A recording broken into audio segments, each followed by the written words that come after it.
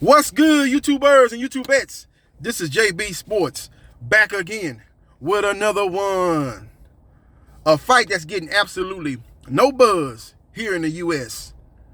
featuring the #1 heavyweight in the world, WBC champion, Ring Magazine champion, and self-proclaimed lineal champion.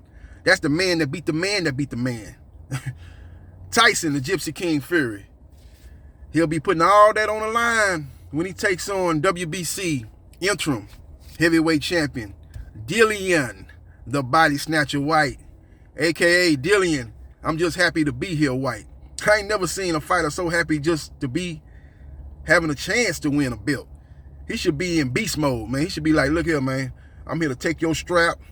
You know, you've been ducking and running, and you've been contradicting yourself in each and every interview. You don't want no smoke with me. I'm here to bring violence to you. I'm here to put you to sleep like I gave you some NyQuil. You know what I'm saying? He's not saying none of that, man. He was saying some stuff prior to the press conference yesterday. He was saying that violence was on his mind. He just thinking violence. You know, mothers hide your children. It's going to be a lot of violence going on Saturday night at Wembley Stadium, Saturday afternoon here in the United States. He was saying some good stuff in interviews before the press conference. When we got to the press conference, he's all buddy with Tyson Fury. You know, Tyson Fury played mind games. Like I said, he contradicted himself. He talked a lot of trash to Dillian Whyte before the press conference. And a lot of it, I think it had to do with Dillian Whyte being a no-show. Dillian Whyte not really doing his obligations to help promote the fight.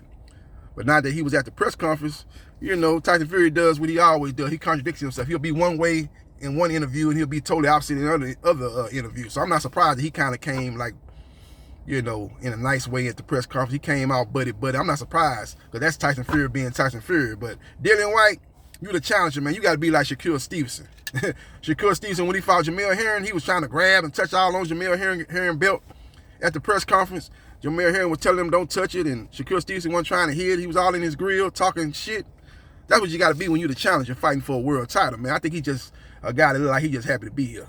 He going to take his L, and he just going to go back to fighting, you know, the Joseph Parkers of the world, the Oscar Riveses of the world, the Derek Chisoras of the world, and he'll just be one of those guys that's very popular, like a Derek Chisora 2.0 over there in the UK, man. I think that's the road that he's going to end up traveling down. If I'm wrong, if he's able to shock the world and beat the #1 guy at heavyweight, I'll be the first one to do a video and give my analysis and give him credit where credit's due. So we will see what happens, and we will see what transpires. But the fight is all on Tyson Fury.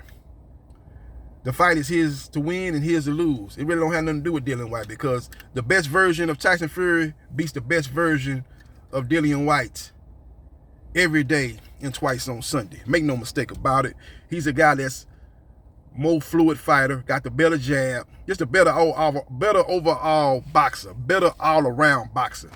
He's got to set the right hand up off the jab. He's got great head movement. He's got the jab not only to the head, but jab to the body. He can control distance fight on the outside, but he's a guy that can fight inside too. He's a guy that you would think with his height would have problems inside, but he's a very good inside fighter, that being Tyson Fury. Dillian Whyte is a guy that is an improved fighter. I got to give him credit, because he started boxing late, but he has a real good jab.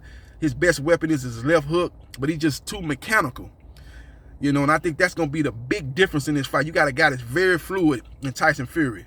Just moves with grace in the ring. For a guy that's 6'9", he moves like a lightweight. They call him the 6'9" Muhammad Ali. And he is very, very agile for that size. And he's actually more mobile than Dillian Whyte, and Dillian Whyte is 5 inches shorter than him. So that's going to be a problem right there. The height and the guy just more fluid than you. Because again, Dillian Whyte is just a little bit too mechanical. He's a little bit too robotic. He's kind of like Anthony Joshua in that regard. I just think Anthony Joshua is just a little bit more athletic, and he's a little bit more explosive than a Dillian Whyte. But Dillian Whyte is a guy that is a top 5 heavyweight. Make no mistake about it. If I had to rate him, I'd probably put him definitely behind the big three, and Tyson Fury, Deontay Wilder, and Anthony Joshua. But he's right there battling for the 4th spot with Luis Ortiz. Based on Ortiz's last performance against Charles Martin, if Dillian Whyte, even in a loss, can put on a competitive performance, I probably would have to put him ahead of even Luis Ortiz. You know, when you look at their resumes and past performance, the last performance in the last fights. So we will see what happens and we will see what transpires. But Dillian Whyte is going to have to set that left hook up. That's going to be his chance to win the belt. He's got to get inside and get off them left hooks. He's a very good puncher to the body, especially with the left hook, and he's got to set that up and get him to drop his guard, and then that'll be able to give him an opportunity to land the left hook upstairs. So we will see what happens. We'll see what transpires. He's definitely got to take the jab away from Tyson Fury. That jab he used in the Deontay Wilder first fight was a thing of beauty. He was able to basically negate the power of Deontay Wilder, make Deontay Wilder constantly have to reset, and he was able to stack up rounds in that first fight, but he just couldn't get out the way of that right hand, and it ultimately cost him the victory in that fight. If he's able to do that, like he did that in the first Wilder fight, I think he'll be able to make Dillian Whyte have to reset just like he did with Deontay Wilder. But the thing is, I think it'll have more of a detrimental effect on Dillian Whyte, because even though he's making Wilder have to reset in that first fight, Wilder is so athletic, he still was able to get his shots off. He's still able to cover ground and get off that right hand in explosive fashion. I don't think Dillian Whyte is able to do that. So we will see what happens, and we will see what transpires. But Dillian Whyte is a guy that has 28 wins, 2 losses, 19 KOs. I hear a lot of people saying he's a very dangerous fighter, like this guy's got one hit or quitter power, but that's not the case. He's a guy that's a volume puncher. He's a guy that's looking to get you out of there through accumulation, not just with one shot. I think that's been overblown, him being like a one-punch knockout artist. I don't see that in him. You know, I see that in a Deontay Wilder, Anthony Joshua, and even Tyson Fury. You see what he's doing when he's setting up that right hand. He's able to get you out of there with that right hand and put you on your ass with the right hand at the very least. So we will see what happens, and we will see what transpires. But Dillian Whyte's got to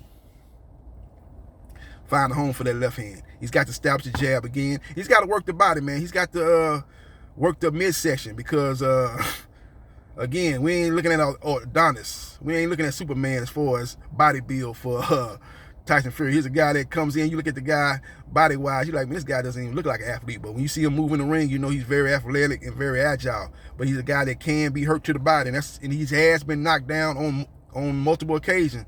You know, Deontay Wilder's first and third fight, and then he got beat. He not get beat, but he got knocked down against light heavyweight in Cunningham, aka USS Cunningham. So he's been down before, but he always gets up and he comes back strong after knockdown. He's a guy that has a lot of self-determination. He's a guy that does not wilt under pressure. He steps his game up when the lights are the brightest. He's a guy that's always ready for prime time. He does a lot of talking before the fight, but he always shows up and he shows out. So we will see what happens, and we will see what transpires. But I like Tyson Fury to stop Dillian Whyte. I think Dillian Whyte chin is suspect. He got dropped by Povetkin with one shot. And Povetkin, again, is not known as a puncher either. Likewise with Dillian Whyte. He's a guy that gets a lot of credit for being a dangerous puncher, but when you look at his fight, he doesn't have. When I look at dangerous punchers in heavyweight division, I'm looking at, this is guys I'm looking at Deontay Wilder, Anthony Joshua, Tyson Fury, Andy Ruiz, guys that got explosive power like that. Even Joseph Parker, the nicest guy in boxing. He showed me in the Derek Chisora rematch, he's got power.